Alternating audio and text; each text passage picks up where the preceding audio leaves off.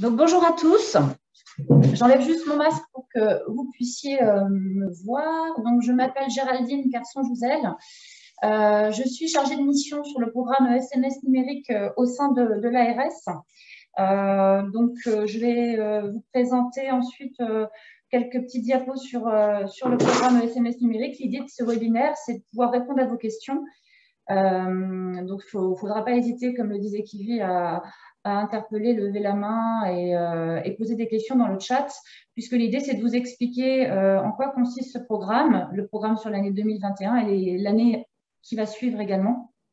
Mais avant d'aller plus loin, je laisse juste ma collègue se présenter. Bonjour à tous, moi je suis Sylvaine Brien, je fais partie du GCSI Santé Bretagne et je suis chef de projet. Donc mes missions, c'est d'accompagner les porteurs de projets à monter leur dossier dans la phase de candidature. Et j'interviens également, une fois que le dossier est retenu par l'ARS, pour toute la coordination des actions qui sont à mettre en œuvre, notamment pour mettre en place un marché spécifique, on vous l'expliquera tout à l'heure dans la démarche. Et puis, pour tous les projets de déploiement qui vont se mettre en œuvre par la suite. Et je peux intervenir également en dehors des appels à projets pour tous les projets qui font appel au système d'information au sein de structures médico-sociales. Donc, le programme d'aujourd'hui, nous vous le disions, donc le virage numérique, déjà de quoi parle-t-on? Alors peut-être que certains d'entre vous vont entendre des choses qu'ils connaissent déjà. Maintenant, on essaye aussi, à travers ce webinaire, de viser un large public, puisqu'on le sait, tout le monde n'a pas franchi les mêmes étapes par rapport à ce programme et par rapport à l'informatisation. Et on sait très bien qu'on a des établissements qui en sont au tout départ et avec qui déjà on va avoir besoin de définir le DUI. Donc, c'est aussi un retour qui nous a été effectué lors du dernier webinaire qu'on avait effectué sur la deuxième quinzaine de juillet. Donc, aujourd'hui, on a eu des demandes pour en refaire un autre, comme il y en aura un troisième en fin d'année 2021, puisqu'on sera sur des thématiques qui auront aussi évolué. Mais voilà, on va devoir aussi définir le DUI, c'est important, apporter ensuite des zooms sur les différents temps d'amorçage de ce programme SMS qui ont eu lieu sur l'année 2021 et qui sont en cours. Les grandes étapes pour pouvoir postuler à ce programme SMS numérique, comment se préparer. Donc, Sylvaine vous présentait un petit peu plus en détail ces missions d'accompagnement sur le terrain et en effet, c'est important. On travaille toutes les deux en binôme, donc avec des missions qui sont assez complémentaires, mais on assiste régulièrement toutes les deux sur des comités de pilotage et je tiens à préciser que de par mes fonctions au niveau de l'ARS, c'est important aussi pour moi de venir vous rencontrer et je ne dis pas que je dois assister à toutes vos réunions de travail, pas du tout, hein, mais au moins de vous rencontrer lors des premiers comités de pilotage, que ce soit en amont d'un dépôt du dépôt du dossier dans le cadre de l'appel à projet ou aussi par la suite. On en parlera un petit peu plus tard. Donc, comment se préparer? Donc, le GCS est là, en effet, pour cela. Et qui peut vous accompagner? Donc, j'en disais déjà un peu trop, puisqu'on a en effet le rôle de l'ARS, l'appui du GCS e-santé. On a aussi l'ANAP et enfin le collectif régional SI médico-social dont on vous parlera. Je vois qu'il y a eu déjà des mains qui se sont levées, donc n'hésitez pas à intervenir parce que pendant qu'on discute tous ensemble, on ne va pas forcément avoir la vision de vos mains levées ou de vos questions. Donc, si vous voyez que nous ne répondons pas à vos demandes, n'hésitez pas à prendre la parole.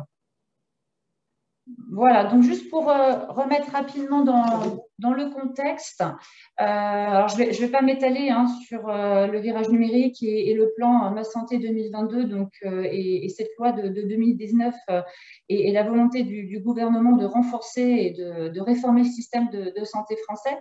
Mais ça semblait juste important de poser ces quelques briques pour que vous puissiez voir dans quel cadre exactement se situe ce programme SMS numérique. Donc, en effet, l'idée, c'est bien d'accompagner tous les établissements de santé et les établissements médico-sociaux de manière plus globale dans leur structuration et dans leur organisation.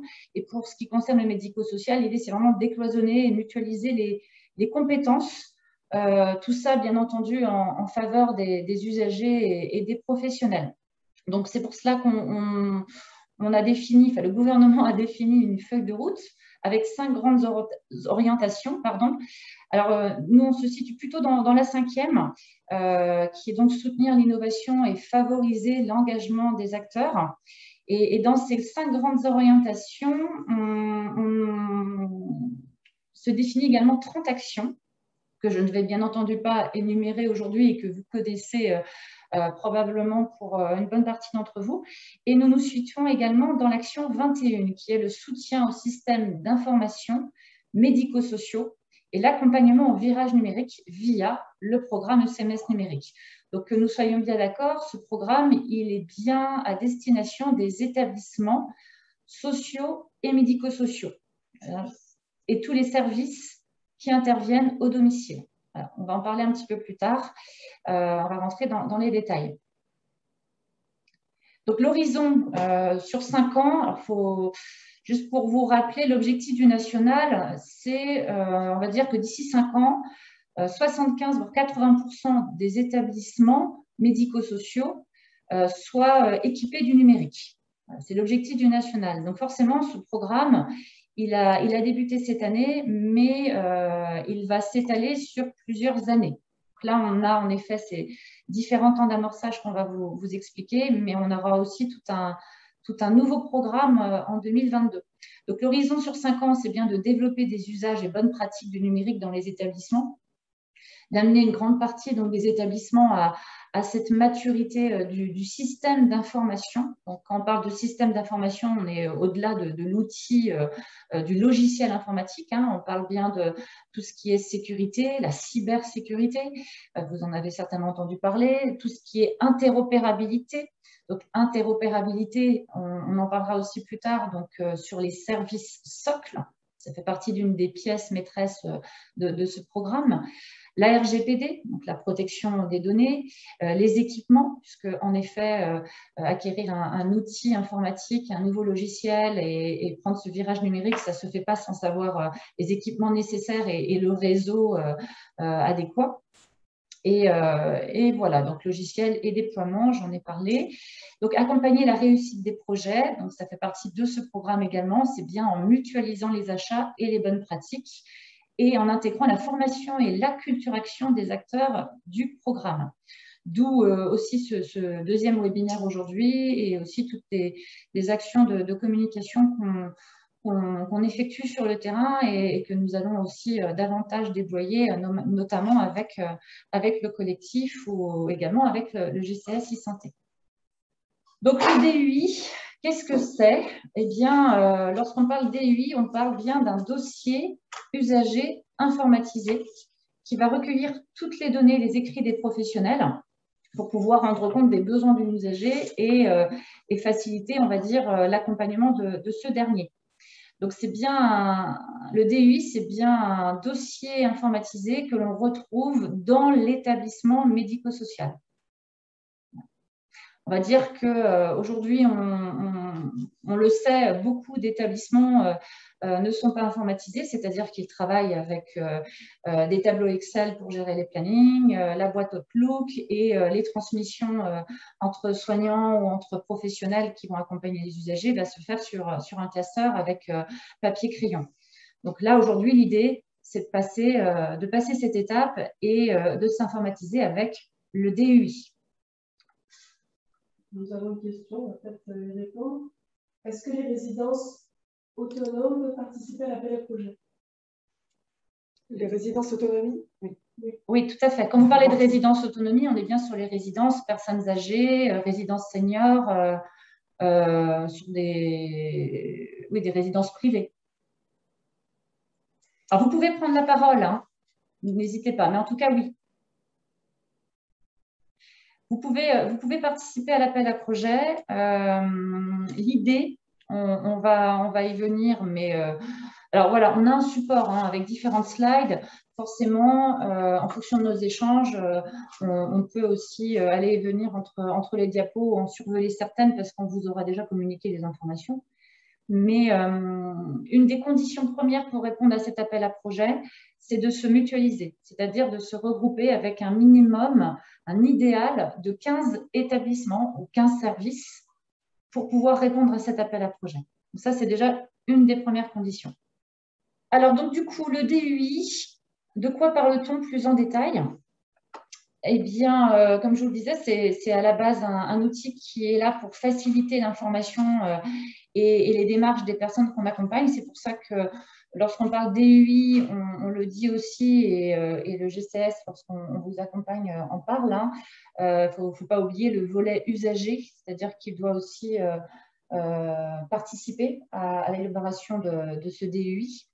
Le pilotage, eh bien entendu, c'est un outil qui permet de contribuer à un meilleur pilotage des politiques publiques en faveur des plus fragiles. Alors, lorsque je vous dis cela, je pense notamment à tout ce qui concerne les ruptures de parcours. On le sait, une personne en situation de handicap, par exemple, qui est dans un foyer et sur un service d'accueil temporaire et qui doit ensuite retrouver une autre structure sur un hébergement permanent, voilà, il va y avoir un panel d'établissements ou de services qui vont être amenés à accueillir cette personne et le DI peut être un outil commun qui va permettre en effet une fluidité dans les informations qui seront élaborées sur l'usager. Alors, je crois qu'aujourd'hui, si je ne me trompe, nous avons principalement beaucoup d'établissements personnes âgées, d'EHPAD. Donc, c'est vrai que je vais beaucoup parler de PA et PH. Maintenant, j'entends qu'il y a forcément des diversités en fonction des publics. Mais n'hésitez pas, encore une fois, à m'interrompre.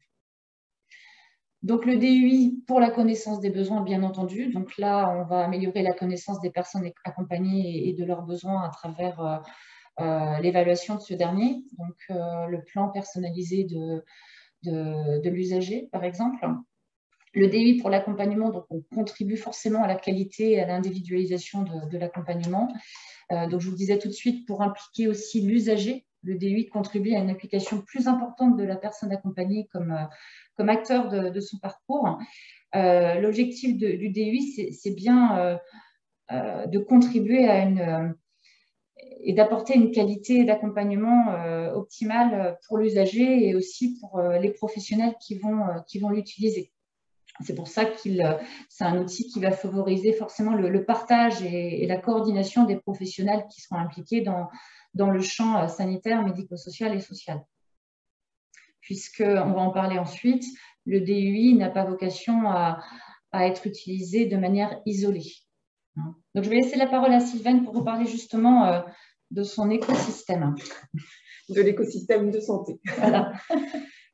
Oui, plus globalement, en fait, le dossier usager informatisé, il s'inscrit dans cet écosystème de santé, c'est-à-dire qu'il doit aussi se baser sur toutes les fondations et doit interagir avec tous les services socles et les services rendus aux usagers et aux professionnels qui sont illustrés par ce qu'on appelle Ma Maison 2022, qui est représentée ici, avec effectivement ce qu'on appelle les fondations, donc c'est les référentiels socles sur lesquels la maison va s'appuyer. Ça passe par toute la politique de sécurité qui doit être mise en place dans vos systèmes d'information pour sécuriser, pour assurer l'identification à la fois de l'usager mais aussi des professionnels. Tout ce qui va permettre d'assurer l'interopérabilité avec les différents services socles qui sont utilisés, tous les outils de santé utilisés par les professionnels. Les annuaires qui permettent de référencer les professionnels de santé. Le ROR, dont vous avez sûrement entendu parler, que vous utilisez peut-être déjà, qui permet de référencer toute l'offre de soins qu'il y a au niveau régional. Donc, tous ces référentiels-là doivent aussi interagir avec le DUI qui va être mis en place dans vos établissements. On va retrouver également les services socles. Alors, on illustrera tout à l'heure justement comment le DUI va interagir avec ces services socles, mais les services socles qu'on doit retrouver en lien avec le DUI, ça va être la messagerie sécurisée pour pouvoir échanger de façon sécurisée avec les professionnels de santé. Le dossier médical partagé, en gros, qui est le carnet de santé numérique de l'usager dans lequel on va retrouver les informations qui sont partagées entre les différents acteurs du système de santé. Et puis à terme aussi, l'agenda de l'usager sur lequel on va retrouver l'ensemble de ces rendez-vous médicaux et médico-sociaux rassemblés au sein de ce qu'on appelle Mon Espace Santé, qui est un espace dédié à l'usager qui ouvrira à partir de janvier 2022. On parle également de la e-prescription. Donc, la e-prescription va permettre de dématérialiser tout le circuit de la prescription, que ce soit des traitements médicamenteux, mais aussi des actes pour les professionnels. Donc, on va initier cette e-prescription avec un téléservice qui est mis à disposition au niveau national.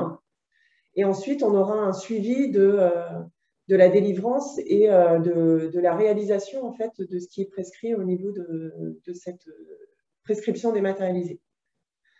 Et puis, on va dire au niveau un petit peu plus au-dessous, on va retrouver effectivement le dossier usager qui va interagir avec tous ces services socles, mais qui va aussi faire partie des services numériques qui sont mis à disposition de l'usager, des professionnels de santé. Et on voit aussi sur la partie haute ici comment toutes ces données qui sont manipulées, entre guillemets, qui sont exploitées dans ces différents outils pourront aussi servir pour faire des études, des projections au niveau du système de santé au service de l'innovation. Donc voilà, ce dossier usager informatisé, lui, il va se situer plutôt dans la partie haute, mais il va s'alimenter de l'ensemble de ces services soft qui seront mis à disposition de l'ensemble des acteurs. Alors, on souhaitait faire aussi un petit focus sur le dossier usager informatisé et un raccourci qui peut être fait de façon assez régulière avec le dossier médical partagé. Je te laisse le présenter sur le petit schéma là. Donc, l'idée, c'est que vous avez un dossier usager informatisé. Donc, c'est votre outil de travail au sein des structures ou au sein des services à domicile dans lequel vous allez suivre vos usagers, suivre les actions qui sont réalisées par les professionnels au sein de vos établissements. C'est un dossier plutôt à usage interne et qui va interagir avec les structures, les partenaires, les acteurs du système de santé externe. Et parmi en fait, ces outils, on retrouve le dossier médical partagé qui, lui, appartient à l'usager, qui est alimenté par l'ensemble des acteurs du système de santé. Donc, ça peut être à la fois vos structures, mais aussi les professionnels du monde libéral, du monde hospitalier, qui vont enrichir le dossier médical partagé. L'usager peut lui-même accéder à son dossier médical pour renseigner des informations, pour télécharger des documents. Donc, on est bien sur une interaction, une interopérabilité entre l'outil qui est utilisé à l'intérieur de vos structures et un outil qui est interopérable, qui, lui, va naviguer quelque part entre les différents systèmes des acteurs de santé et qui appartient à l'usager. Et donc, à partir de 2022, cet outil-là, le DMP, le dossier médical partagé, il fera partie d'un ensemble plus global qui est Mon Espace Santé Usager, qui appartiendra en fait à chacun des usagers du système de santé et qui sera donc un élément parmi d'autres services qui seront, dont pourra bénéficier l'usager au sein de son espace santé, comme une messagerie sécurisée, un agenda partagé, comme je vous en parlais tout à l'heure. Alors, une autre représentation du dossier usager informatisé, donc c'est un schéma qui peut faire un petit peu peur, hein, je l'entends un petit peu, mais il faut le voir en fait comme une cible à atteindre d'ici quelques années. C'est vraiment comment votre dossier usager informatisé, il va interagir avec tout l'écosystème de santé, que ce soit au niveau régional ou au niveau national. Donc, sans revenir sur ce qu'on a déjà dit, hein, on va voir effectivement le dossier usager qui va être accessible par des utilisateurs donc qui sont des professionnels de santé qui sont référencés au sein d'un annuaire. N'importe quel utilisateur ne peut pas effectivement pouvoir consulter ou apporter des modifications à votre dossier usager. Il faudra vraiment que ce soit des professionnels de santé identifiés, d'où le lien avec cet annuaire. Ils devront s'authentifier au moyen des moyens d'authentification qui existent actuellement, hein, donc vos cartes de professionnels de santé ou la ICPS, qui est le format dématérialisé de ces cartes de professionnels de santé. Et puis l'annuaire ProSanté Connect, en fait, hein, qui va permettre d'authentifier ces professionnels. Ça, c'est le côté professionnel de santé. On va avoir la même chose au niveau des personnes accompagnées. Donc, vous avez maintenant obligation en fait, de référencer toute donnée de santé avec l'identifiant national de santé. Et donc, pour ça, en fait, toutes les données qui seront référencées dans votre dossier usager informatisé devront avoir été référencées grâce au téléservice mis à disposition par l'assurance maladie, donc le téléservice INSI, qui sera implémenté justement dans les logiciels compatibles avec cette fonctionnalité. Pourquoi l'identifiant national de santé? Parce que vous verrez qu'ensuite, dans l'usage des autres services qui permettent d'interagir avec les partenaires du système de santé, et bien, ça sécurise en fait les échanges d'informations, le partage d'informations avec les autres systèmes des acteurs de santé, puisqu'on est bien sur l'identification unique de ces usagers. Ici, on retrouve le ROR hein, qui va permettre en fait de référencer l'organisation de vos structures. Donc, c'est ce qu'on appelle le peuplement du ROR que vous êtes peut-être amené à renseigner actuellement au niveau de la Bretagne. Donc, on va pouvoir bien comprendre et définir les offres de soins qui sont proposées par vos établissements.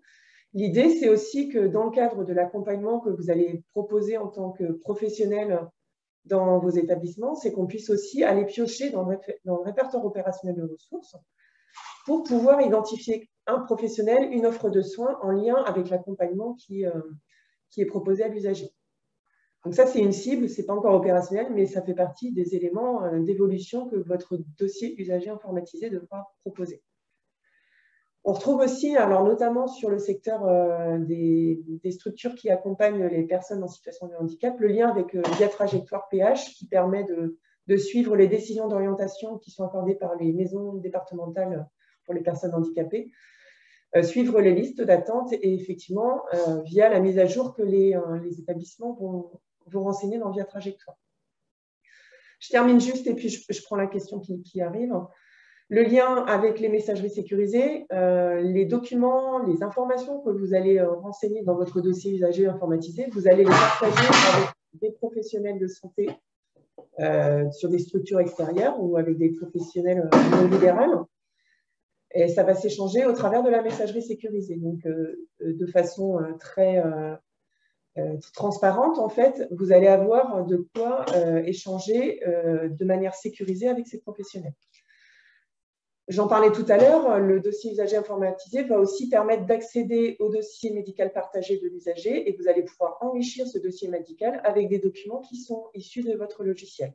Ça va être typiquement des dossiers de liaison d'urgence, des comptes rendus de consultation, des évaluations, voilà, tout ce que vous êtes amené à produire au niveau de vos structures qui sont intéressantes à partager avec l'usager ou avec des professionnels qui auront accès à leur tour au dossier médical de l'usager.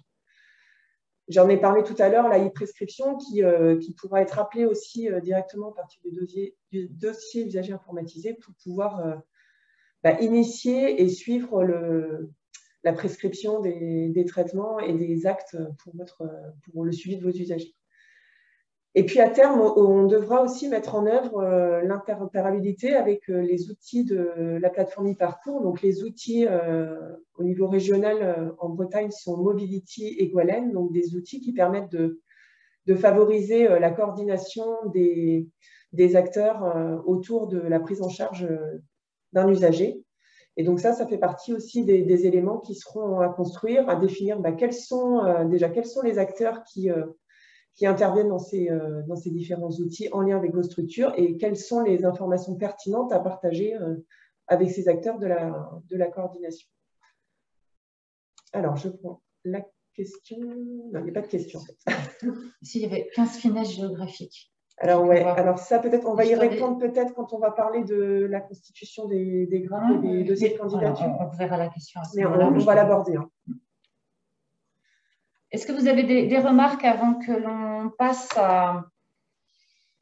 au programme SMS ou des questions? Alors là, vous avez eu une explication très, très complète de toute l'offre de services, on va dire, qui est en lien avec le DUI. bien entendu, tout ça, ça se fait aussi par étapes et dans le temps, comme disait Sylvaine, hein. Donc, un zoom sur le programme ESMS numérique et notamment sur ces deux temps, ces deux phases d'amorçage qui se déroulent sur l'année 2021. Donc, rapidement, donc, le programme ESMS numérique, donc, qui est initié par la CNSA, a débuté par un premier temps d'amorçage, on va dire, sur le premier trimestre 2021. Ouvert au public PA et PH. Donc là, vous pouvez voir dans ce petit rectangle, donc on avait en effet une enveloppe régionale qui était d'1,2 million sur ce temps 1, avec 10 dossiers déposés, 7 projets PH, 2 projets PA et un projet qui mixait les deux publics. Sur ces 10 dossiers, 3 ont été sélectionnés, qui regroupait au total 35 établissements PH et 22 établissements PA. En sachant qu'en parallèle, on a également contribué à 3 projets multirégionaux, notamment sur les secteurs domicile, puisque en effet, on peut avoir des projets qui concernent plusieurs régions. Donc là, on va dire que la région socle qui va gérer le projet, c'est celle où en général se trouve la majorité des établissements. Et l'ARS concernée va solliciter l'ARS voisine pour apporter une contribution financière par rapport au nombre d'établissements qui sont concernés sur la région voisine. Donc, ça, sur cette première phase d'amorçage, donc 3 projets retenus avec pour cette enveloppe d'1,2 million. Donc, vous voyez, ce sont quand même des financements qui sont relativement importants. Et la deuxième phase d'amorçage, alors je ne m'étale pas trop sur la première phase d'amorçage puisque bon, elle est clôturée, elle s'est terminée. La deuxième est celle qui va nous intéresser davantage puisqu'elle a débuté donc, le 12 juillet et nous sommes sur une instruction au fil de l'eau. C'est-à-dire que les dépôts de candidature peuvent s'effectuer jusqu'au 15 octobre. Donc là, avec une enveloppe qui est forcément un peu plus conséquente, une enveloppe d'à peu près 4 millions d'euros, une instruction au fil de l'eau avec 3 comités de sélection sur cette période, en sachant que nous avons déjà eu un premier comité de sélection qui s'est effectué dans la deuxième quinzaine de juillet. Donc, pour être honnête, hein, ce premier comité, il avait aussi vocation à réétudier des dossiers qui avaient été déposés sur le temps 1 et qui n'avaient pas pu aboutir pour des questions de maturité, peut-être de schéma directeur sur les 2 ou 3 prochaines années qu'il fallait aussi retravailler, et puis parce que l'enveloppe était globalement consommée pour ces 3 autres projets qui avaient été priorisés sur le temps 1. Donc, nous avons en effet retravaillé avec certains porteurs du temps 1 qui sont revenus vers nous aussi, hein, puisque c'est bien eux qui sont revenus vers nous les premiers pour manifester leur intérêt de retravailler, on va dire, leur dossier et d'y répondre assez rapidement. Donc, nous avons eu là un premier dossier PA et un deuxième PH qui a été retenu sur ce premier comité de sélection. Et aujourd'hui, donc le deuxième comité va se dérouler aux alentours du 30 septembre. Donc, c'est un comité qui est interne à l'ARS où, en effet, on va reprendre l'instruction technique telle qu'elle est établie par le national, mais avec des critères de priorisation propres à notre région. Donc, les particularités sur ce deuxième temps d'amorçage, au fil de l'eau, c'est-à-dire que vous pouvez, si vous le souhaitez, postuler et répondre à cet appel à projet jusqu'à début octobre, puisque nous, notre dernier comité aura lieu, je pense, via la clôture étant le 15, probablement dans les jours qui vont suivre le 15 octobre. En sachant qu'on participe aussi en parallèle aux comités multirégionaux, comme je le disais tout à l'heure, ces fameux projets qui concernent différentes régions. Donc, l'idée, c'est bien sur ce deuxième temps d'amorçage de financer des établissements PA, PH, avec financement assurance maladie, mais également financement CD. Ce n'était pas le cas sur le premier temps d'amorçage, on était uniquement sur des financements assurance maladie, comme c'est indiqué sur les 2 petits rectangles blanc que je vous laisse lire. Donc là, on est vraiment beaucoup plus ouvert sur ce deuxième temps d'amorçage et c'est ouvert également à tous les services d'aide à domicile, comme on le disait tout à l'heure, et également au public, au public avec difficultés spécifiques, demandeurs d'asile, protection à l'enfance, et également le public addicto. Donc, concernant ces nouveaux publics qui intègrent le deuxième temps d'amorçage, on a eu quelques échanges déjà. Là, pour le coup, on va vraiment prendre le temps avec eux pour travailler aussi leur projet, puisque, pour être très honnête, au niveau national, au niveau des éditeurs qui peuvent accompagner et répondre au cahier des charges et aux exigences telles qu'elles sont établies par cet appel à projet, on se rend compte qu'il y a aussi une maturité qui est encore à élaborer du côté éditeur. Donc, on accompagne plutôt ces dossiers et ces projets pour 2022. Voilà. En sachant qu'en effet, une des conditions est bien la mutualisation.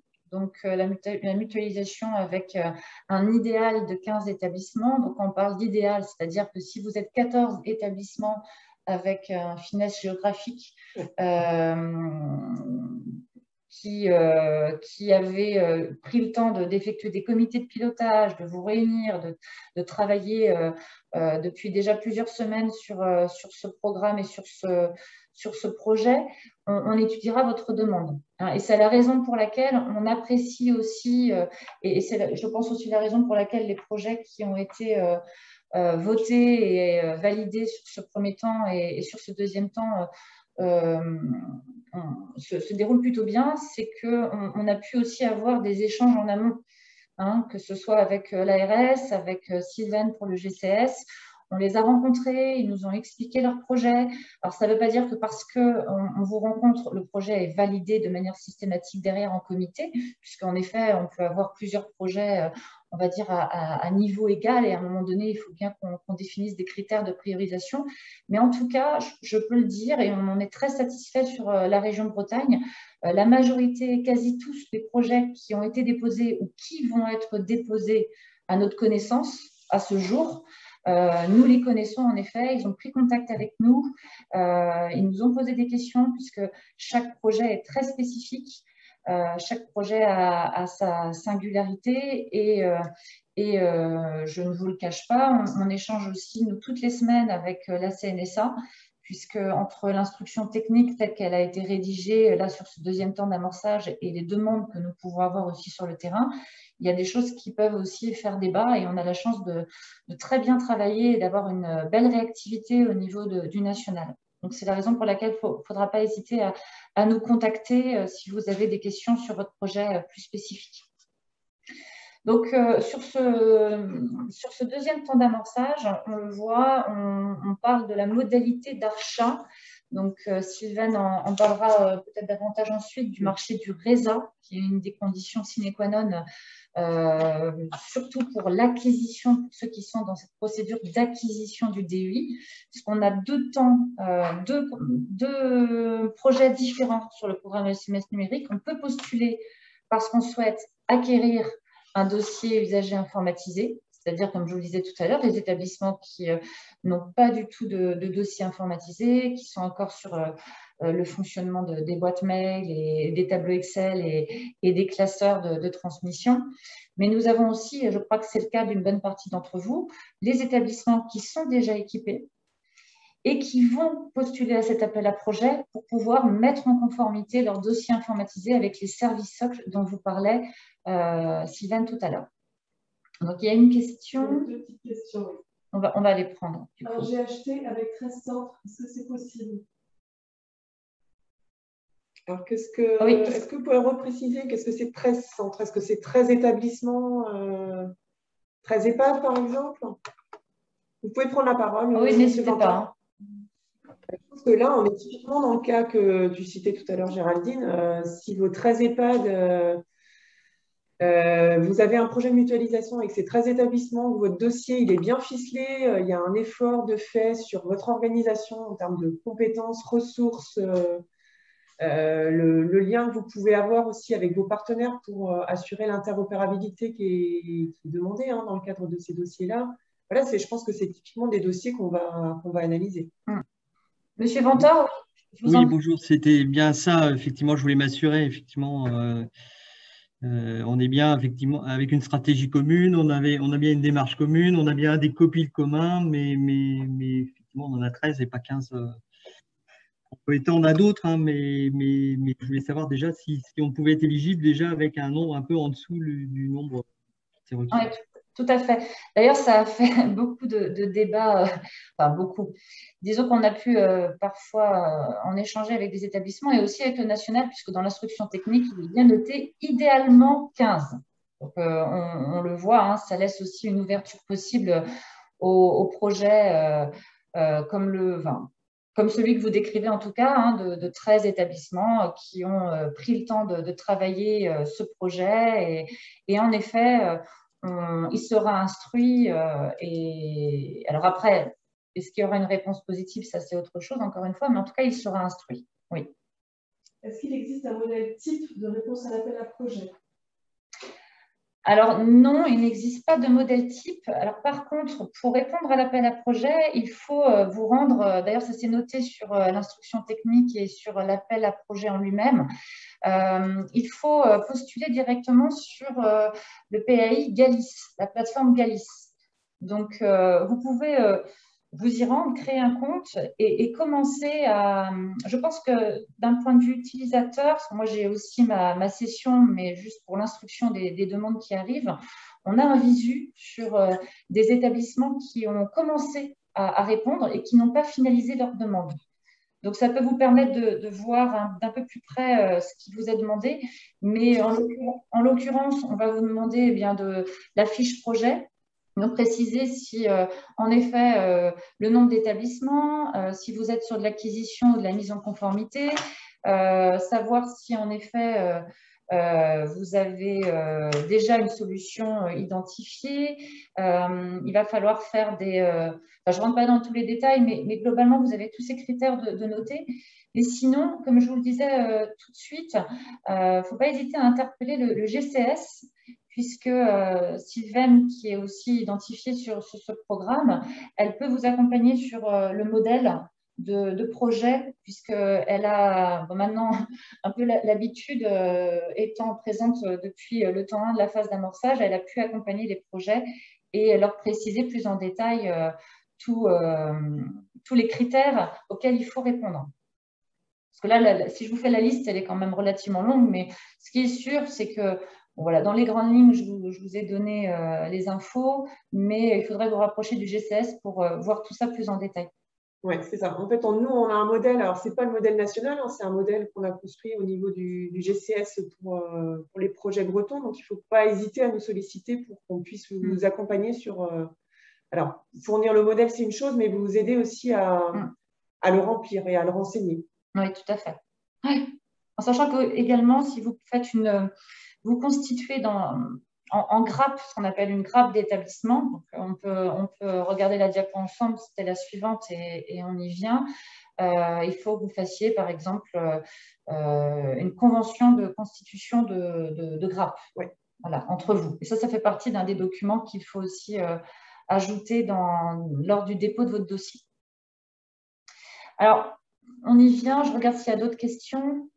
Kivi, tu nous dis, hein, si jamais. Merci, Kivi. Donc, en effet, je vous le disais, les conditions de regroupement, donc c'est idéalement une grappe de 15 structures ou services. Hein, on parle d'établissement, mais on devrait parler de services et d'un regroupement qui peut aller donc de 13, 14, 15 jusqu'à 49 établissements. Donc, on est considéré comme un petit OG lorsqu'on intègre moins de 15 établissements. On passe sur le statut de moyen OG entre 15 et 49 établissements.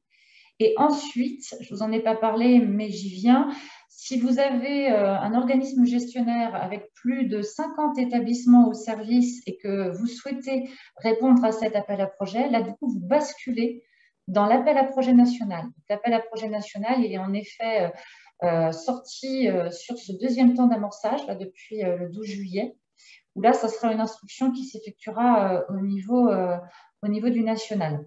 Donc là, sur les établissements les organismes gestionnaires de plus de 50 établissements et qui souhaitent y répondre. On est bien entendu en général sur des établissements qui sont déjà équipés du DEI et qui souhaitent postuler pour la mise en conformité de leur solution. Pour en revenir au tout début, donc je vous parlais de ce regroupement, de cet idéal de 15 établissements au service. Donc, soit la possibilité où vous n'êtes en effet pas équipé du DEI et vous souhaitez mettre en conformité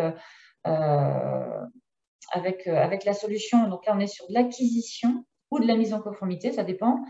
Il y a des prestations qui sont associées, qui sont financées. Donc là, je vais y venir.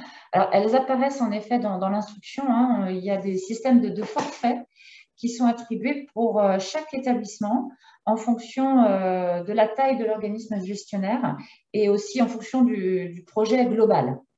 Nous avons en effet un forfait équipement pour équiper les établissements en matériel. Donc, quand on parle de matériel, on parle bien entendu du matériel en lien avec le dossier usager informatisé. Donc, on va être exclusivement sur tablette, PC, Wi-Fi.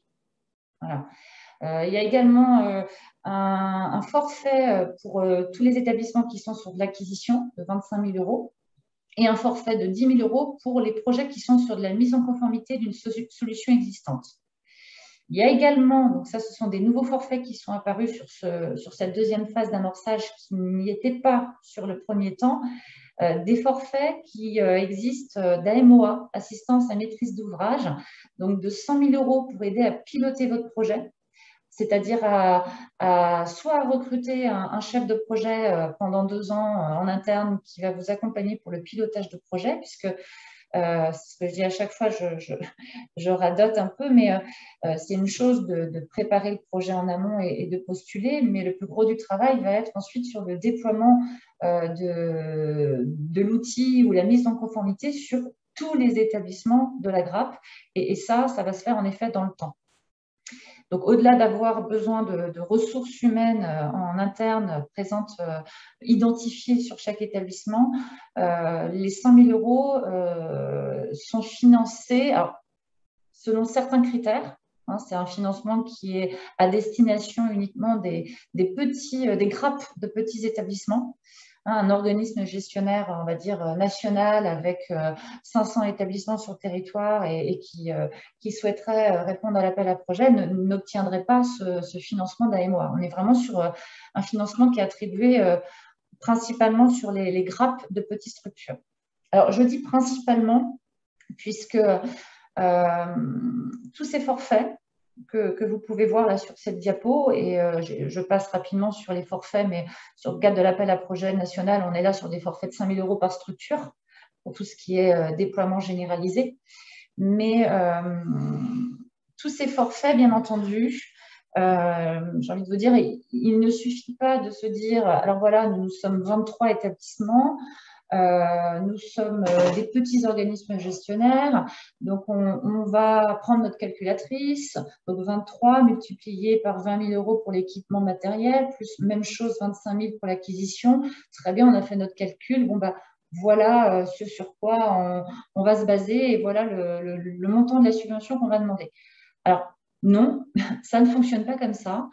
Alors, on a la chance, encore une fois, en région Bretagne, d'avoir une certaine transparence avec les porteurs de projets et on est bien au niveau de la région sur un financement qui va être aussi attribué par rapport au projet global. C'est-à-dire que si vous avez un EHPAD qui est déjà équipé, on ne va pas forcément attribuer les 20 000 € d'équipement alors que vous êtes déjà totalement équipé. On a aussi, alors c'est peut-être moins le cas dans les EHPAD, mais dans les établissements PH, on peut avoir un établissement, un IME avec, je vais dire n'importe quoi, 50 ETP sur l'établissement qui serait éligible à ce forfait équipement et à côté de ça, avoir un SAVS avec l'équivalent de 3 ETP. Donc, on est bien sur 2 services établissements différents qui font partie de la même grappe, qui sont tous les deux, si on suit l'instruction, éligibles au forfait équipement. Et bien entendu, on n'aura pas les mêmes besoins. Les 20 000 € ne seront pas équivalents sur le SAVS ou sur l'IME. Donc, c'est aussi quelque chose que l'on évalue de manière globale par rapport au projet. et aussi par rapport aux devis qui sont effectués par les éditeurs lorsque vous êtes sur de la mise en conformité. Hein, en sachant que, ne pas oublier, je ne l'ai pas évoqué, c'était sur la diapo précédente, l'attribution des financements s'effectue en 3 temps. On est sur du 40% le mois qui suit la signature de la convention avec l'ARS. Ensuite, nous avons 40% en fonction du déploiement dans tous les établissements et de la mise en conformité dans tous les établissements de la solution, du logiciel. Et enfin, les derniers 20% sont attribués après vérification des critères d'usage du service. En sachant, bien entendu, qu'on va vous demander en fait de fournir des justificatifs de dépenses.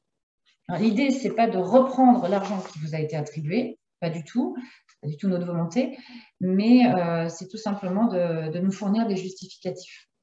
Alors, je vois qu'il y a des mains qui se lèvent et des questions. Il y a des questions, il y a 2 questions. Est-ce que vous voulez prendre la parole peut-être? Alors, il y a Madame Di Silvestro. Il faudrait activer votre micro. Alors, je lis votre question. Bonjour, madame. Je suis la cadre administrative de l'EHPAD du Haut-Léon dans le Finistère. Nous, on a un problème, si on peut appeler ça un problème, dans le cadre du développement du numérique dans notre EHPAD. On n'a pas la Wi-Fi, ce qui peut être bloquant pour certains logiciels et dont, quand on parle de l'alimentation des DMP, etc. Est-ce que le développement de la Wi-Fi peut rentrer dans le cadre de l'appel à projet numérique ou est-ce que c'est d'autres CNR qu'on doit solliciter? Alors, en effet, dans l'équipement, le port Wi-Fi en fait partie. Hein, tout ce qui concerne tablette, PC et Wi-Fi peuvent être financés au titre de l'équipement, en effet. Très bien, je vous remercie. Je vous en prie. Il y avait une question de M. Perrin. Alors, soit je la lis, soit il prend aussi la parole. Ouais, je pense que là, c'était plutôt un partage d'informations, mais on vous laisse intervenir, M. Perrin. Oui, je ne sais pas si du coup vous m'entendez. Oui, tout à fait. Bon. Ok, très bien. Bah, écoutez, merci de me donner la possibilité de diffuser cette information. Donc, au titre du groupement de coopération sociale et médico-sociale du Morbihan, qui est constitué de 19 EHPAD publics autonomes de la fonction publique hospitalière, je profite en fait de ce webinaire pour partager l'info comme quoi donc nous on va répondre à cet appel à projet. On a atteint le seuil des 15 finesses, mais l'idée c'était de l'ouvrir aussi peut-être à d'autres établissements. Donc parmi les personnes qui sont présentes pour ce webinaire, il y a tout à fait la possibilité, si vous êtes intéressé par NetSoin, et c'est ça en fait le critère, il y a tout à fait la possibilité de nous contacter. Donc j'ai laissé mon adresse mail pour pouvoir donc participer si vous êtes peut-être un petit peu isolé ou si vous ne savez pas dans quel grappe vous pouvez intervenir. Et c'est là d'ailleurs l'un des principes du collectif numérique, c'est de donner cette information parce qu'on essaye de se mettre à la place de ceux qui ne sont pas forcément adhérents à une fédération ou à une association. On se retrouve parfois un peu seul et voilà, c'est aussi une façon de dire il y a possibilité de participer à des grappes, mais il faut déjà en avoir connaissance, d'où l'idée de ce message. Et donc là, je précise bien qu'il s'agit du logiciel NetSoin. Merci pour ce temps de parole. Ouais. Alors, je vais juste compléter, M. Perrin, parce qu'effectivement, vous êtes sur un projet de mise en conformité avec possibilité, effectivement, pour certains établissements qui ne sont pas équipés, d'acquérir cette solution. Il y a juste une petite contrainte sur ces projets-là, c'est qu'il faut quand même qu'il y ait une proportion plus importante d'établissements qui font une mise en conformité par rapport à ceux qui vont faire de l'acquisition. Tout ça pourquoi? Parce que dans le cadre du marché qui devra être mis en œuvre si votre dossier est retenu, il y a un aspect mise en concurrence qui doit être opéré à partir du moment où il y a trop d'établissements. Là, le but, c'est de vous tourner uniquement vers l'opérateur, enfin l'éditeur de la solution NetSoin. Donc, ça veut dire que la grappe d'établissement, l'éditeur va essentiellement faire de la mise en conformité et un peu d'acquisition. Et donc, cette proportion-là d'acquisition au sein de la grappe, elle ne doit pas dépasser 30% par rapport au nombre d'établissements de la grappe. C'est juste les règles de la mise en concurrence pour respecter toute la notion d'équité qu'il peut y avoir au niveau des marchés publics.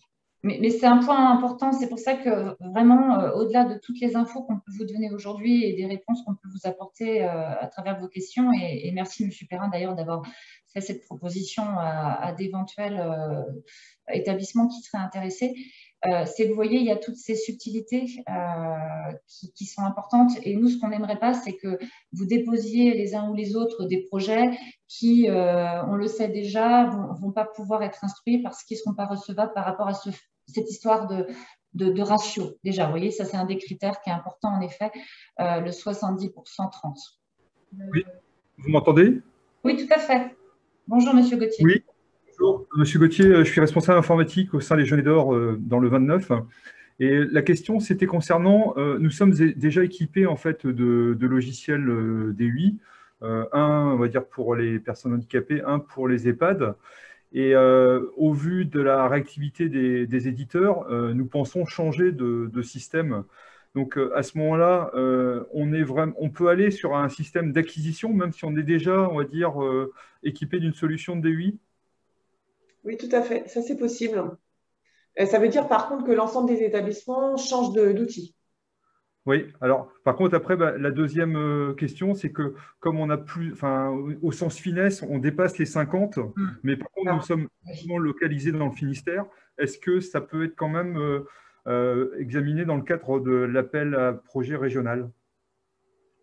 Alors, il y a deux cas de figure. Soit, effectivement, comme vous dépassez les 50, soit vous vous lancez dans un appel à projet national. Notre stratégie, c'est de se dire, vous n'en prenez qu'une partie que vous faites candidater à l'appel à projet régional, et les autres établissements seront déployés dans le cadre de ce qu'on appelle la phase de généralisation. C'est-à-dire qu'il faut essayer de prioriser finalement les établissements pour lesquels vous souhaitez mettre en œuvre cette nouvelle solution, et les autres seront financés dans un prochain appel à projet en 2022 ou 2023 en fonction du planning de déploiement. D'accord, je vous remercie. Et il faut en effet, Monsieur Perrin, oui, vous le disiez, le même logiciel. Hein. L'idée, c'est bien que tout le monde soit équipé du même logiciel avec le même mode d'hébergement. Est-ce qu'on en parle un petit peu après? Je ne sais plus si on en parle, mais oui, c'est un critère très important, effectivement, que les conditions d'hébergement de votre solution soient les mêmes pour l'ensemble des établissements de la GRAP. On est sur une même solution, même hébergement. Alors, je crois que c'est M. Perrin ou M. Gauthier, un des deux, qui a dû oublier d'éteindre son micro.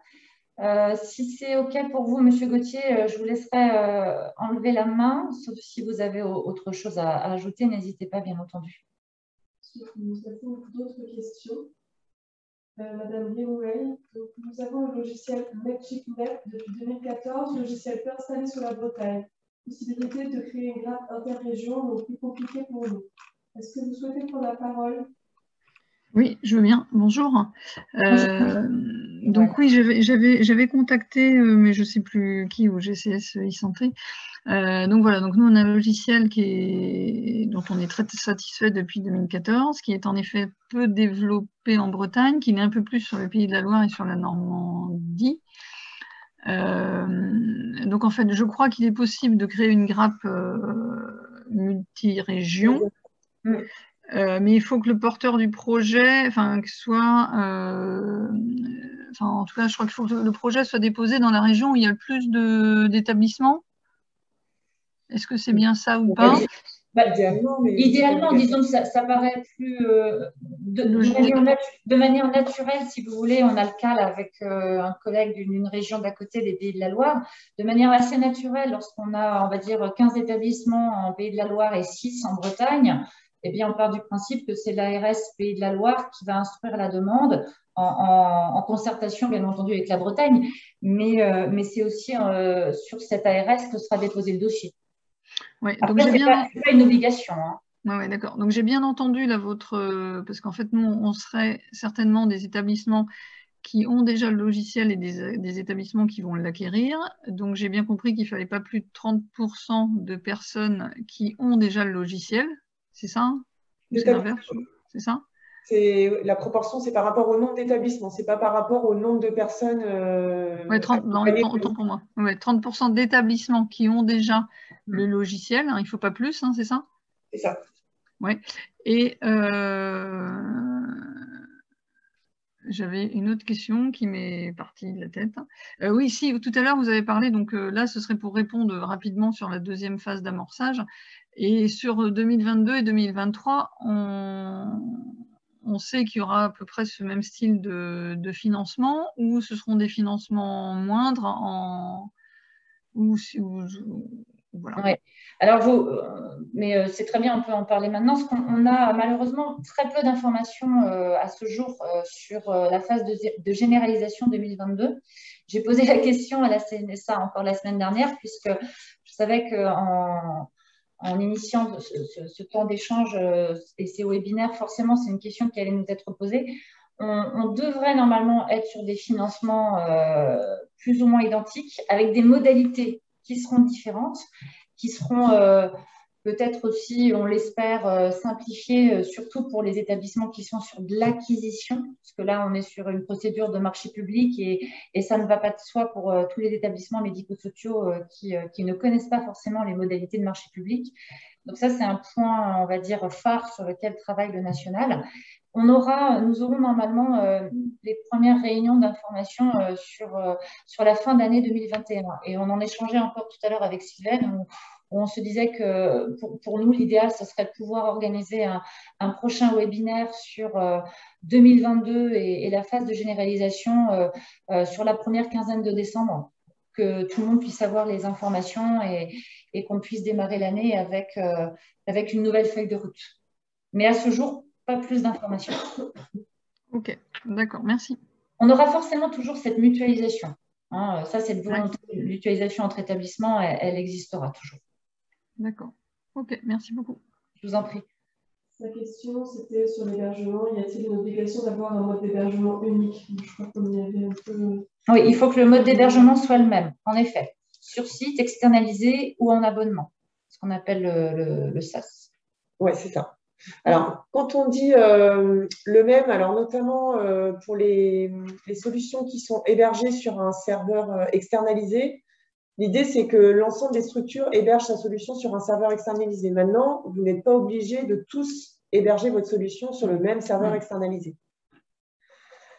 Tout comme quand on demande, quand vous choisissez le cas d'un hébergement internalisé, on est bien d'accord que c'est chaque structure héberge sa solution. Il n'y a pas obligation qu'une structure héberge pour les autres, parce qu'en plus, ça la contraindrait à être qualifiée en fait, d'hébergeur de données de santé. Donc, voilà. Il y a aussi ces contraintes-là à voir quand vous constituez vos grappes. Il faut vraiment se mettre d'accord aussi sur le mode d'hébergement qui va être choisi pour la solution. Excusez-moi, vous m'entendez? Oui, madame, on vous entend. Oui, voilà, j'ai eu des difficultés. Alors, en fait, on peut être, en tout cas dans notre réflexion interne, on peut vouloir aller sur un hébergement externalisé, mais rencontrer en fait des contraintes techniques, notamment liées au débit Internet. Donc, est-ce que la volonté de départ d'aller sur un hébergement commun externalisé peut suffire. Et au fur et à mesure de l'instruction du dossier, on peut se rendre compte que certains établissements ne pourront pas avoir ce mode d'hébergement externalisé. Est-ce que le dossier peut quand même être instruit? Est-ce que… voilà, en fait, c'est l'intention politique y sera, mais c'est les conditions techniques qui ne seront pas réunies. Oui, alors ça fait partie des éléments qu'on souhaite vous présenter justement dans les supports suivants. C'est effectivement comment évaluer la maturité et comment identifier quelles sont quelque part les contraintes techniques qui sont à vérifier avant de se lancer dans une aventure comme celle-là, effectivement. Parce que j'entends bien que vous pouvez candidater effectivement avec l'idée d'externaliser, mais si vous êtes bloqué derrière, vous n'irez pas plus loin. Donc, ça veut dire qu'il y a des établissements de la grappe qui vont se retrouver en échec pour déployer par rapport à ce qui était souhaité. On vous le déconseille, en effet. D'accord, merci. En fait, il vaut mieux effectivement se dire on postulera un peu plus tard, on fait ce qu'il faut d'un point de vue technique pour pouvoir déployer dans les meilleures conditions finalement une solution comme celle-là. Alors, sachant que, en tout cas pour parler de l'établissement dans lequel je travaille, on est limité également par le fait qu'on n'est pas desservi par la fibre. Hein. Ouais, et vous n'avez pas du tout de perspective de déploiement de la fibre dans le secteur de vos établissements? Non, pas avant. Enfin, il est annoncé peut-être en 2025. Voilà. Donc, je trouve aussi que notre situation, la situation on n'est pas le seul établissement, est à prendre en compte et peut-être aussi à nuancer dans le cadre de l'instruction des projets. Après, il faut regarder les autres alternatives. Hein. Il y a aussi peut-être d'autres pistes qui peuvent être étudiées pour pouvoir déployer sans que ce soit la fibre, effectivement, qui serve de raccordement, entre guillemets, à la liaison Internet. Mmh. On en rééchangera du coup. C'est pas forcément un point qu'on nous a soulevé jusqu'à présent, cette problématique de fibre, puisque on le sait, hein, elle n'est pas déployée sur toute la région, donc même autour de Rennes, elle ne l'est pas. Donc, c'est pas un point qui nous a été relevé. C'est pas la fibre en elle-même, c'est le débit. Oui, voilà, on a bien compris. Je sais par exemple qu'à l'EHPAD Saint-Nicolas de Roscoff, nous avions fait le choix d'avoir un logiciel de soins externalisé et nous avons dû revenir en arrière en raison des problèmes de débit. Ouais, ça c'est des choses. N'hésitez pas à contacter le GCS justement pour étudier en fait ces problématiques, parce que nous on peut regarder ce qui peut être proposé en solution alternative. D'accord, très bien, merci. Mais encore une fois, le logiciel peut se déployer sans qu'il y ait de fibre, en effet, sur votre secteur. Maintenant, j'entends que c'est une histoire plus de débit que de fibre. Alors, je peux me permettre. Oui, monsieur Vantard. Oui, je confirme, hein, c'est un vrai problème. C'est un point important qui vient d'être soulevé. Souvent, comme ça, dans les points, enfin, les centres, les agglos ont de la fibre ou du débit assez important, mais assez vite, quand on va dans la campagne, on n'a plus rien. Ouais. Et c'est une vraie difficulté d'avoir un outil externe dans ces centres-là. Et la fibre, elle se déploie, mais elle reste dans les agglomérations. Enfin, on attend souvent très, très longtemps pour avoir le maillage. Hein. Donc, c'est une vraie difficulté. Si je peux me permettre de rebondir là-dessus, donc je suis directrice d'un EHPAD en pleine campagne à Domalin, en Ille-et-Vilaine. Nous, on a un logiciel donc, qui est externalisé, enfin qui est sur Internet hein, depuis 2014, et on n'a pas la fibre, on a un Internet de très mauvaise qualité qui ne nous a pas empêché en effet de le mettre en place, et la fibre, on devait l'avoir en 2018, donc on ne l'a toujours pas. Par contre, ce que j'ai fait moi cette année, et peut-être que certains, ça peut vous aider, j'ai acheté un routeur 4G qui a été installé par notre prestataire informatique, et dessus, j'ai un abonnement 4G tous les mois. Voilà. Et ce qui me permet d'avoir au moins un Internet qui ressemble à quelque chose et de ne pas être planté tous les matins, parce qu'en effet, on a aussi des tablettes depuis 2014 et voilà, on a de plus en plus d'outils informatiques. Et voilà, mais avec le routeur 4G et l'abonnement 4G, ça nous permet d'avoir une connexion Internet qui soit correcte. Alors certainement pas aussi bonne que si on avait la fibre, mais au moins de patienter, parce que sinon, c'était insupportable pour nous, quoi. Voilà, juste une petite info. Ouais, merci Madame Genouel.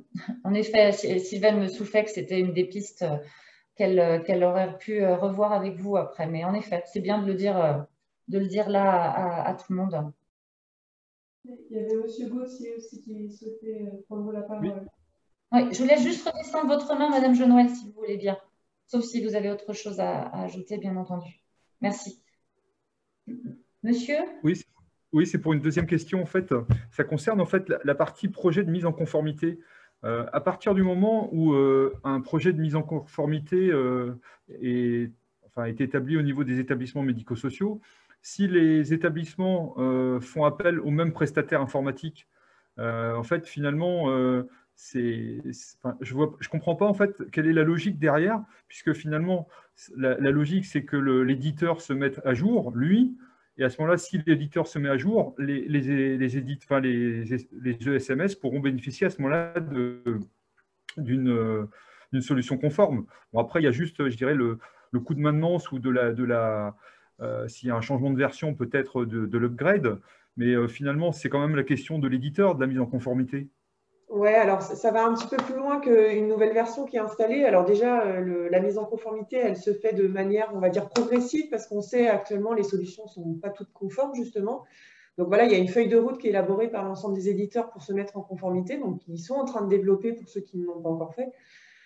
Et après, il y a toute la mise en place, le déploiement de ces services socles et référentiels qui sont à mettre en œuvre dans vos établissements avec effectivement des coûts. Alors, il y a peut-être des déploiements techniques, mais il y a aussi toute la partie paramétrage, formation des professionnels à l'usage de ces services socles. Voilà, tout ce volet de prestations qui est financé au travers des forfaits qui sont alloués via l'appel à projet. Où là, nous sommes sur des forfaits, en effet, de mise en conformité de 10 000 € par établissement. Oui, c'est-à-dire qu'en fait, il faut quand même que l'éditeur ait fait cette démarche d'aller lui-même sur une mise en conformité de son logiciel, parce qu'aujourd'hui, on a, nous, on est dans le cas en fait où on a deux éditeurs qui ne sont pas référencés sur le marché RESA. Je ne sais pas s'ils seront prêts à temps, parce qu'il y a beaucoup de retard, je pense. Et du coup, on va dire, on voudrait aller sur un projet de mise en conformité, que ça ne pourrait pas se faire puisque l'éditeur n'est pas en capacité de se mettre en conformité, ou on n'en a pas manifesté en tout cas la volonté. Oui, effectivement, par contre, ceux qui sont référencés au niveau du RESA, ils se sont engagés à se mettre en conformité. Maintenant, on sait que certains qui sont référencés, c'est pas… Bon, voilà, par exemple, ils ont peut-être activé le lien avec la messagerie sécurisée, le DMP. Par contre, ils ont encore du travail à faire sur la partie e-prescription, par exemple. Tout comme ils ont du travail à faire sur le lien avec Via Trajectoire. Mais par exemple, pour Via Trajectoire, voilà, ce n'est pas forcément de leur fait non plus, c'est qu'au niveau national, les conditions d'interopérabilité ne sont pas prêtes. Voilà, il y a plein d'éléments qui expliquent aussi pourquoi ils ne sont pas toujours prêts. Alors certains parce qu'ils n'ont pas pris le virage assez vite, hein, mais en tout cas, s'ils sont référencés au niveau du RESA, c'est ceux qui se sont engagés à l'être, en tout cas dans l'année à venir. Mais si votre éditeur actuel ne l'est pas, n'est pas référencé au RESA et donc ne peut pas s'engager sur cette mise en conformité, en effet, ça ne sera pas validé dans le cadre du programme. Si c'est votre question, Monsieur Gauthier. Oui, c'est ça. C'est-à-dire qu'à un moment donné, si l'éditeur n'est pas, on va dire, référencé, après, c'est peut-être qu'aujourd'hui, il n'est pas prêt, mais on va dire que ça veut dire qu'à ce moment-là, nous, on ne peut pas postuler dans une mise en conformité non plus, quoi. Ça, il faut que vous attendiez en effet qu'il le soit, et en sachant qu'ils sont très, très nombreux maintenant. Enfin, vous imaginez bien que c'est aussi un petit monde, hein, le monde des éditeurs, donc ils sont tous bien au fait de ce qu'on leur demande et de ce qui va aussi leur être demandé pour tous les établissements de santé et les établissements médico-sociaux là sur les prochaines années. Donc, ce n'est que dans leur intérêt de se mettre en conformité avec ce cahier des charges tel qu'il est aujourd'hui imposé par le national. Et ils le savent, hein. Alors, si on passe à la diapo suivante, donc là, je vais laisser Sylvaine en parler. Elle l'évoquait tout à l'heure, cette phase importante qui est l'auto-évaluation. Ouais. L'idée, c'est, voilà, avant de vous lancer, c'est effectivement d'essayer de diagnostiquer, de faire un état des lieux de vos établissements en termes de système d'information. Et pour ça, on vous propose effectivement d'auto-évaluer vos structures et auto-évaluer aussi, quelque part, l'aspect mutualisation qu'il va y avoir autour de votre projet. Donc, l'auto-évaluation va vous permettre d'évaluer le niveau de maturité de votre établissement, de vérifier que vous avez une feuille de route aussi, une stratégie par rapport au système d'information, à l'équipement en solutions logicielles et l'organisation aussi que vous mettez en place au sein de vos établissements pour pouvoir continuer à utiliser ces outils. L'idée aussi, c'est d'évaluer quels sont vos besoins au niveau de la structure, les besoins au niveau fonctionnel, puisque ça fait partie des éléments qui seront demandés dans le dossier de candidature et qui seront encore plus, qui auront besoin d'être détaillés encore plus si votre dossier est retenu, puisqu'il y aura un marché à passer pour pouvoir choisir l'éditeur. Et pour ça, c'est intéressant effectivement d'évaluer sur quelles ressources en interne vous allez pouvoir vous appuyer, en interne ou en externe bien sûr, hein, pour pouvoir mener en fait un projet comme celui-là. Dans l'évaluation, l'idée, c'est aussi de pouvoir identifier quels sont les risques qui peuvent intervenir dans un projet de déploiement comme celui-là et qui sont à anticiper. Donc, on a parlé tout à l'heure, effectivement, des risques techniques, notamment par rapport au raccordement à la liaison Internet. Bon, voilà, c'est des choses qui sont anticipées, à identifier pour que, au moment où on est amené à déployer l'outil, on ne soit pas confronté à ce type de problème. Mais ça peut être d'autres risques, comme le risque ressources, effectivement, puisque voilà, quand on va vous demander de candidater avec une grappe d'établissement, c'est de bien identifier que quelqu'un au sein de votre établissement aussi va être en capacité de prendre part au projet et d'assurer la coordination au niveau de l'établissement. Évaluer aussi, donc on a parlé de l'organisation, hein, mais la partie calendaire, la partie planning. Voilà, un projet comme celui-là, ça se déploie sur plusieurs mois. Donc, ça veut dire une disponibilité aussi de vos ressources, une organisation des formations de vos professionnels, un niveau de communication aussi sur le projet pour que voilà, ça ne tombe pas des nues comme ça auprès de vos agents et qu'ils soient bien impliqués dans le projet dès le départ. Et puis évaluer aussi, puisqu'on est sur un dossier usager interopérable, donc qui doit communiquer avec l'extérieur, évaluer l'implication de vos partenaires, c'est-à-dire que pour que vous puissiez effectivement échanger, partager les informations de l'outil avec vos partenaires extérieurs, ben, il faut les informer, il faut les impliquer, il faut qu'à leur tour aussi, ils puissent anticiper les actions qu'ils ont à mettre en œuvre au sein de leur système d'information et au niveau de leur organisation également. Alors, il y a un petit… l'ANAP est très riche en ressources documentaires sur ce sujet et donc on vous a mis le lien vers un autodiagnostic que vous pouvez lancer au sein de vos établissements pour essayer d'évaluer effectivement cette maturité finalement de vos systèmes d'information avant de vous lancer dans un projet comme celui-là. Alors, je vois la question de M. Perrin. Est-ce que la liste des éditeurs agréés est accessible sur le site du RESA? Alors, elle est actualisée régulièrement, parce qu'elle y ajoute en effet de nouveaux éditeurs dans le temps, mais elle n'est pas accessible sur le site du RESA. Nous l'avons à disposition, mais nous la communiquons uniquement au projet lorsque le dossier est validé, hein, pour ce qui concerne surtout l'acquisition. Le seul conseil qu'on peut vous donner, c'est voilà, si vous avez une solution, vous souhaitez savoir si elle est bien référencée au RESA, mais il faut nous interroger. Alors, il faut interroger l'éditeur dans un premier temps, parce qu'eux ont la réponse forcément, mais nous aussi, on peut vous dire si elle est référencée ou pas. Mais par contre, on n'a pas la possibilité, cette liste, elle n'est pas communicable. Alors, quelques petites astuces aussi pour savoir avec qui postuler et déjà être sûr aussi que votre établissement il est concerné par l'appel à projet. Donc, on a deux cas de figure. On a déjà parlé. Hein, vous êtes déjà équipé, mais votre solution n'est pas conforme. Mais il faut voir aussi avec votre éditeur, est-ce que lui, il a une stratégie pour se mettre en conformité avec toutes ces exigences du cahier des charges national? Et est-ce qu'il est, on vient d'en parler, hein, est-ce qu'il fait partie des opérateurs qui ont été référencés au niveau du système d'acquisition dynamique qui a été mis en place par la CNSA au niveau du RESA? Donc voilà, ne pas hésiter à nous contacter pour vérifier en tout cas et contrôler ça. Et puis avec qui postuler, l'idée c'est dans un premier temps de vous rapprocher de vos partenaires habituels, hein, les partenaires au sein de votre territoire, pour mettre en place un projet comme celui-là dans la mesure où vous êtes, vous souhaitez partir sur le déploiement du même outil parce que vous avez le même outil et que vous avez le même mode d'hébergement. Et donc, l'étape qui va permettre de concrétiser cette candidature, c'est de déposer votre projet de mise en conformité sur la plateforme. L'autre cas de figure, c'est si vous avez un outil qui n'est pas en conformité ou vous n'êtes pas satisfait de cet outil-là, vous pouvez aussi passer sur un projet d'acquisition. Et donc là, l'idée, c'est de se rapprocher d'autres établissements qui sont dans le même cas de figure que vous pour pouvoir candidater avec un projet mutualisé. Ça veut dire aussi que vous êtes d'accord sur une stratégie commune, sur des besoins communs, parce que derrière, vous allez prendre tous la même solution et le même mode d'hébergement, effectivement.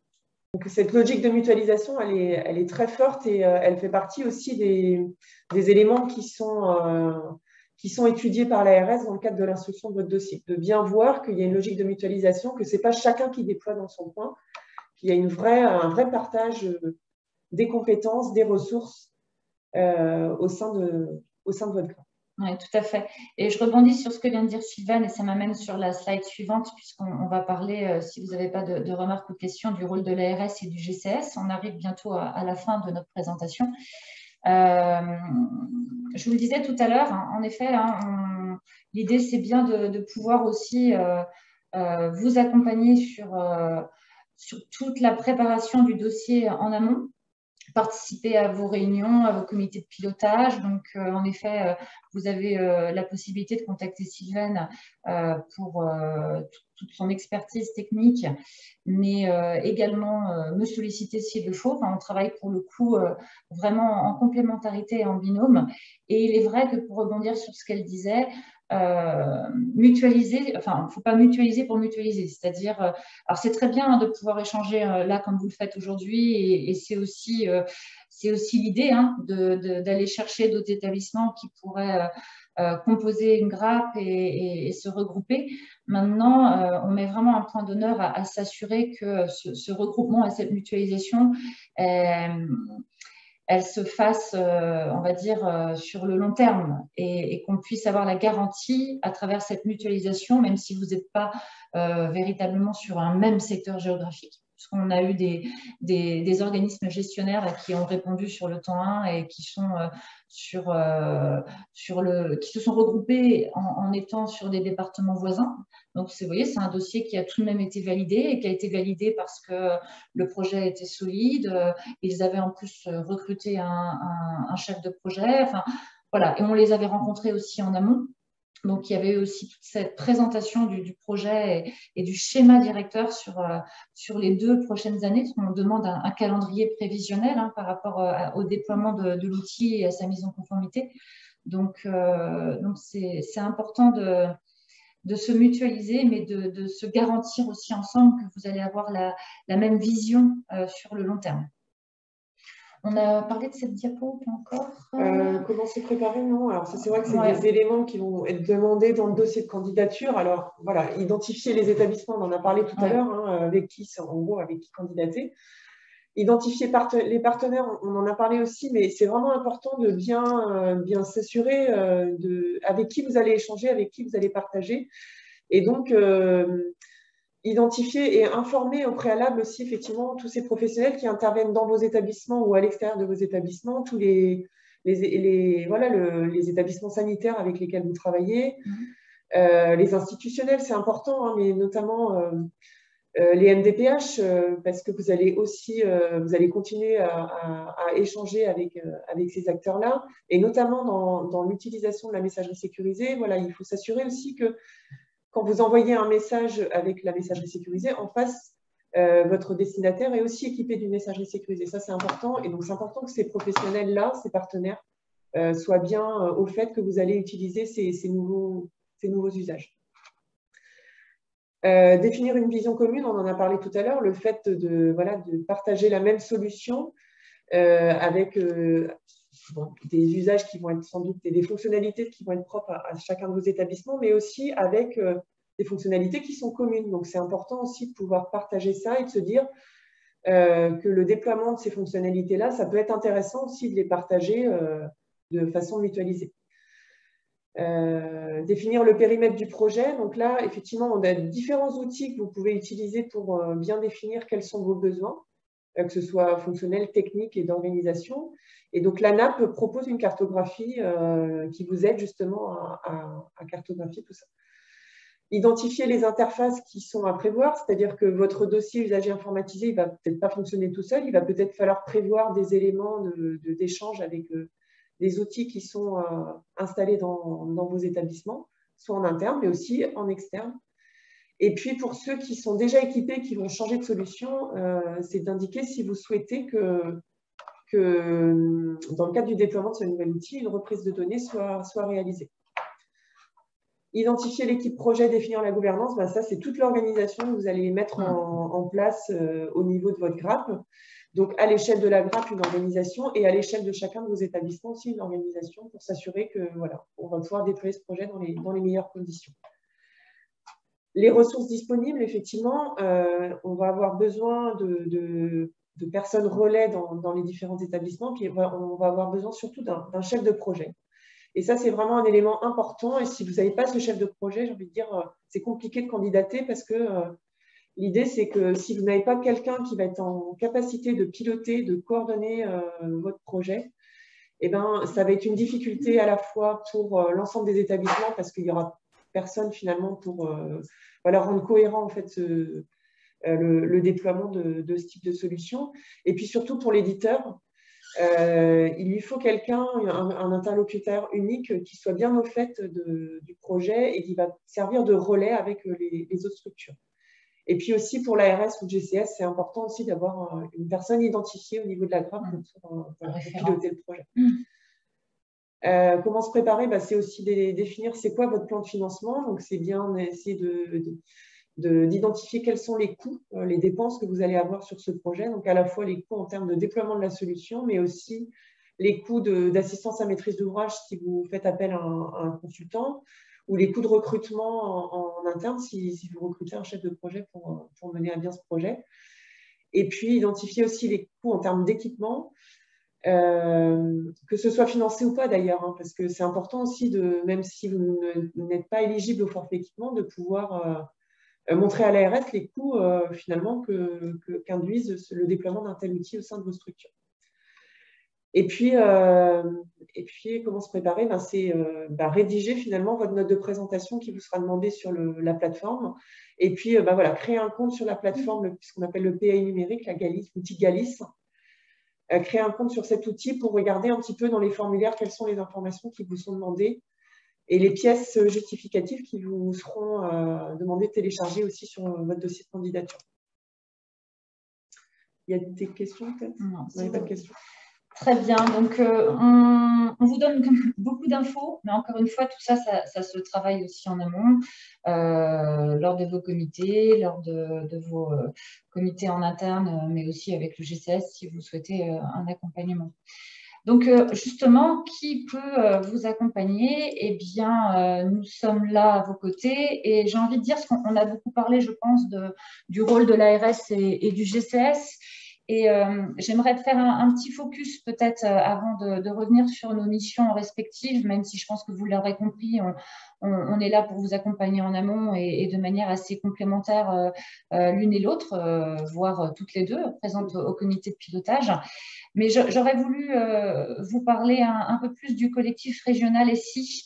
Donc, vous voyez, on affiche ici, là, en fait, les 8 fédérations qui regroupent ce collectif, donc qui s'est constitué. Alors, toutes les régions n'en disposent pas encore, même si c'est dans les tuyaux pour une bonne partie d'entre elles. Nous avons en effet constitué un collectif régional avec ces 8 fédérations et vous avez là sur cette diapo le nom des référents par organisme. Et c'est important puisqu'ils vont vraiment être là pour venir en appui de l'ARS et du GCS pour nous accompagner sur ce programme. Donc, ils vont avoir en effet différentes missions. On travaille, on fait des comités régulièrement avec eux et eux aussi de leur côté pour pouvoir aussi définir cette feuille de route plus en détail. Ils viennent de recruter donc là un chef de projet qui prendra ses fonctions à la fin du mois de septembre. Et il faut savoir qu'ils vont avoir plusieurs missions, notamment des missions plus de terrain, c'est-à-dire d'aller à la rencontre des établissements pour pouvoir expliquer aussi ce programme, les attentes, l'acculturation aussi au numérique, puisque là, vous êtes très nombreux et on vous en remercie à avoir répondu à ce programme et à répondre encore à ce programme puisque il est loin d'être terminé sur l'année 2021, mais on le voit, hein, on a vu aussi que les établissements qui avaient répondu avaient déjà une certaine culture du numérique et on a aussi là à cœur de penser à tous les établissements et les petits établissements plus PH, mais aussi tous les établissements du domicile qui vont être aussi ciblés par ce programme et peut-être plus encore l'année prochaine. Et là, il y a vraiment un travail énorme de fond d'acculturation de ces établissements et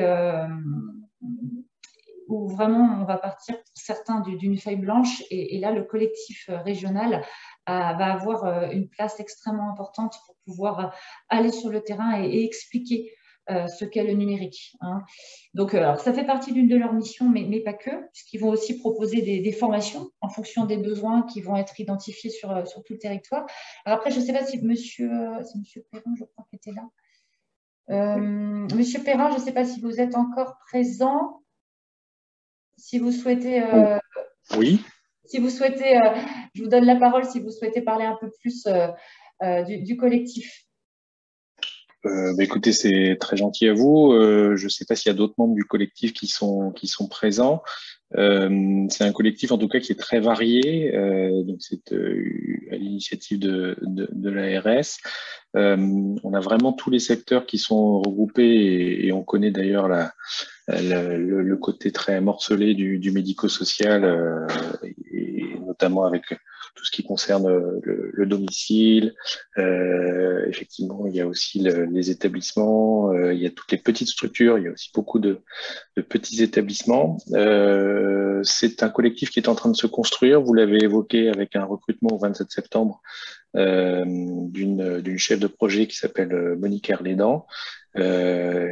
Mais on est aussi en train de se mettre en ordre de marche. C'est intéressant parce qu'on est vraiment sur des cultures aussi qui sont différentes.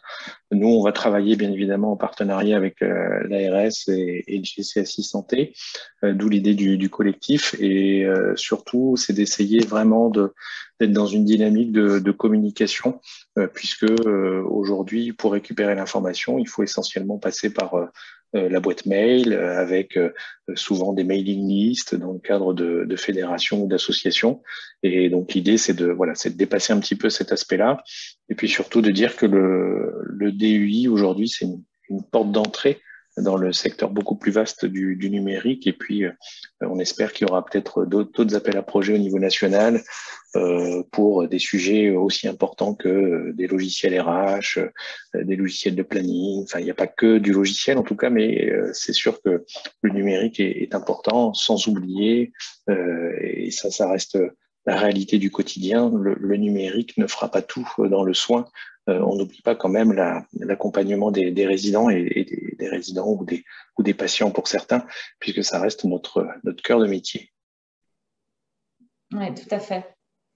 Merci, M. Perrin. Si vous avez des questions, encore une fois, n'hésitez pas. Je reviens juste rapidement sur le rôle de l'ARS et après, je laisserai Sylvaine parler du GCS. Et nous aurons terminé ce webinaire de présentation et d'échange. Et on pourra répondre, bien entendu, s'il nous restera un petit peu de temps, à quelques-unes de vos questions, si vous le souhaitez. Donc, on vous le disait tout à l'heure, hein, nous sommes là pour en effet, alors déjà vous apporter des informations et de la communication, parce qu'on a en effet des ateliers toutes les semaines avec la CNSA qui nous accompagne vraiment de près sur ce projet, sur ce programme, parce que là on ne parle vraiment pas d'appel à projet, mais on va plus dire de programme sur les 2, 3, 4 prochaines années. Et nous sommes là pour vous accompagner, en effet, dans la candidature. Donc, bien entendu, on vous a parlé de cette instruction et de cette sélection qui doit s'effectuer par rapport au cahier des charges tel qu'il est rédigé au niveau du national et ensuite des critères de priorisation qu'on doit mettre en place ici. Donc, le prochain comité étant fin septembre. Donc, si vous souhaitez candidater, si vous êtes prêt à candidater, vous avez encore une dizaine de jours pour y répondre, le temps pour nous d'instruire les demandes. Et puis, ensuite, il y aura une dernière fenêtre pour pouvoir déposer le dossier avant le 15 octobre. Et bien entendu, si vous n'avez pas la possibilité ou le temps, puisqu'on sait que vous avez aussi des actualités qui sont très riches et que l'été n'a pas été facile pour un bon nombre d'entre vous. Et dans vos établissements, on a bien en tête que la période estivale, ce n'est pas forcément la période la plus propice pour répondre à un appel à projet. Encore une fois, n'oubliez pas que ce qu'on se dit là aujourd'hui, c'est aussi l'occasion pour vous de prendre le temps, pour certains en tout cas, de la réflexion, de réfléchir en effet à cette mutualisation, à l'orientation que vous souhaitez donner et aussi on sera là pour vous accompagner après le 15 octobre puisque ce programme continuera. Je passe la parole à Sylvaine et juste avant de terminer, n'oubliez on ne vous l'a pas dit au début, je ne crois pas, mais il y aura un sondage en fait qui vous sera adressé. Donc, si juste avant que vous vous déconnectiez, on vous transmettra le sondage si vous voulez bien, si vous avez quelques instants pour y répondre. Et puis aussi, c'est l'occasion d'avoir vos retours, vos suggestions pour qu'on puisse peut-être orienter différemment le webinaire sur la prochaine session qui aura lieu, je pense, début décembre. Oui, alors juste un petit rappel, même si on en a déjà parlé, hein, mais l'appui que, en tant que chef de projet, on peut vous apporter au niveau du GCS. Donc déjà, quand vous avez pour ambition de candidater, donc voilà, ne pas hésiter à prendre contact avec nous pour qu'on vérifie forcément les critères de l'appel à projet, s'assurer que vous êtes bien dans la cible de cet appel à projet.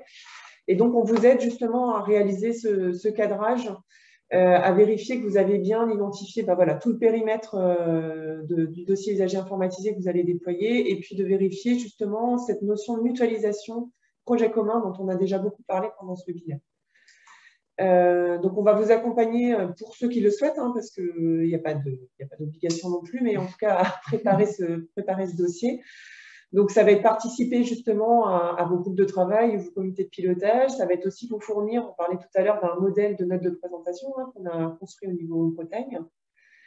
Et puis, on pourra vous aider aussi quand vous êtes sur la partie vraiment concrète de remplissage des formulaires qu'il y a sur le pays numérique.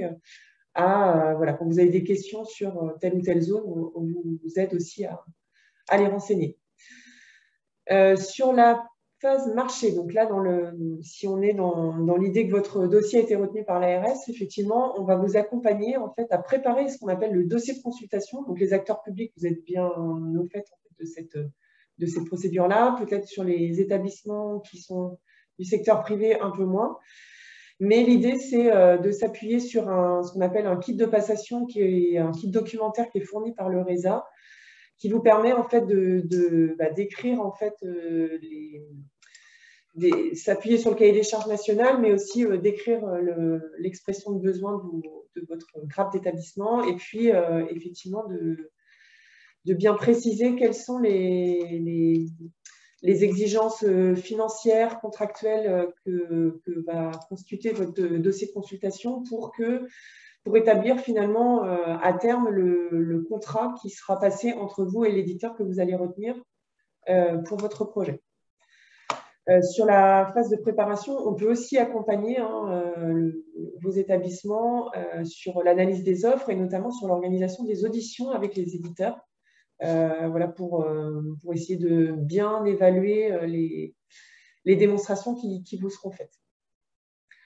Et puis là où on intervient également, c'est en phase de déploiement. On peut venir en appui de vos chefs de projet au moment du lancement du projet, mais aussi par la suite, voilà, dans toutes les phases d'accompagnement au changement, dans le déploiement aussi des services SOC, puisque là, on va faire appel à d'autres expertises au niveau du GCS pour la mise en place de l'interface avec la messagerie sécurisée, avec le dossier médical partagé, avec les annuaires, en fait, voilà, tous ces éléments-là où, effectivement, nous, on a des chefs de projet qui sont experts du domaine et qui peuvent vous accompagner sur ces sujets. On peut aussi voilà, intervenir dans les plans de test. C'est-à-dire quand vous allez déployer votre solution, l'idée, c'est de bien vérifier que toutes les fonctionnalités sur lesquelles l'éditeur s'est engagé, elles sont conformes aux exigences que vous aviez définies. Et puis, sur la production des indicateurs d'usage, qui n'est quand même pas une des moindres étapes du projet, puisque ça va conditionner les 20% de financement qui seront alloués par l'ARS en fin de projet. Et bien, c'est définir effectivement voilà, quel est le plan d'action que vous allez mettre en œuvre pour atteindre ces indicateurs d'usage sur lesquels vous vous êtes engagé au moment du dépôt de votre dossier de candidature. Donc voilà, tout cet appui-là, on le propose aux porteurs de projet qui le souhaitent. Après, on intervient forcément en lien avec votre chef de projet ou votre consultant assistance à maîtrise d'ouvrage qui va travailler en lien avec votre grappe d'établissement. Alors, on voulait parler aussi peut-être de l'ANAP. Je mets juste la diapo pour répondre à une question par rapport aux coordonnées, de pouvoir nous contacter. Comme ça vous laisse juste, si certains doivent aussi nous quitter, prendre le temps de noter nos adresses. Hein, donc ARS Bretagne 10 et l'adresse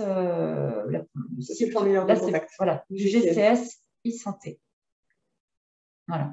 Hein, en sachant que, comme Kivi a dû le signaler dans le fil de la discussion, donc ce webinaire sera en replay et encore une fois, on aura nos coordonnées qui seront disponibles. Ouais, puis on vous mettra également à disposition le support. Voilà, donc en effet, je reviens juste en arrière pour le coup sur cette dernière diapo. Sylvain nous en parlait tout à l'heure des ressources ANAP qui sont à disposition sur leur site. Alors, vous devez certainement connaître pour beaucoup d'entre vous, mais qui vous permettent en effet d'avoir différents outils, notamment d'autodiagnostic, pour évaluer la maturité SI de votre établissement. On en parlait tout à l'heure, donc il y a aussi ces liens qui sont à disposition. Ceci dit, même sans pouvoir reprendre les liens, si vous allez sur le site de l'ANAP, vous verrez, c'est assez ergonomique, donc on retrouve assez facilement par catégorie les documents qu'on souhaite et notamment les outils qui concernent le diagnostic pour la mise en conformité du RGPD, comme on en parlait tout à l'heure.